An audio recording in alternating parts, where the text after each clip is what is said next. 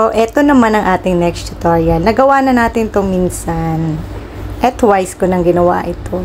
Pero ngayon may twist. So, kailangan lang natin ng 2 clips. Siyempre, busy tayo. Yan, uminom tayo. Kunwari, uminom. Bilag natin yung ating ininom. Yan, at syempre, yung magugulat ka, magre-react ka. May nakikita ka kahit wala. Ayan. So, tapos, yung ating kilinisin na natin, alisin na natin yung mga excess, yung mga hindi na natin kailangan. And then, alis tayo sa pwesto. Kailangan nating i-overlay yung ating kinuha na yan, yung kamay. Yan ang naka-overlay. Yung kamay na kukunin natin yung aking, yung tumbler, hot tumbler. Yan. Pero imamas natin yan para maging realistic yan. Nakamas yan. Imamas lang natin, rectangle, yung mismong pwesto na kukunin natin yung tumbler. Dapat kasi yung kamay natin. Yan.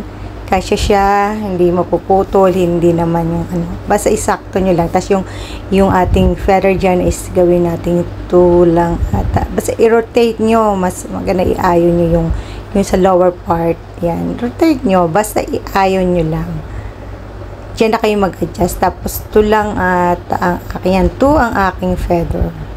Pwede na yung 2 para hindi lang halata yung pinaka-square. So, ang twist niyan, kinuha niya yung tumbler, pero pinalitan niya pala. Ginawa pa akong lasenggo nito. Ayan, pinalitan niya yung tubig ko. Warm water yan. Pinalitan niya ng cold. Biru.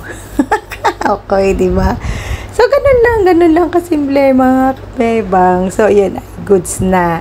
Tingnan nyo na lang yung, yung adjustment. Pwede nyo namang balik-balikan.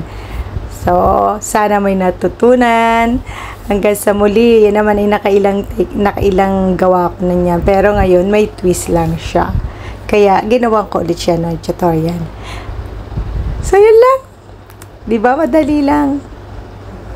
Bye, bye, bye! At huwag kalimutan ng 2K, 4K resolution at ating 50 frame rate. Ready to export na. Hanggang sa muli. Okay, bye!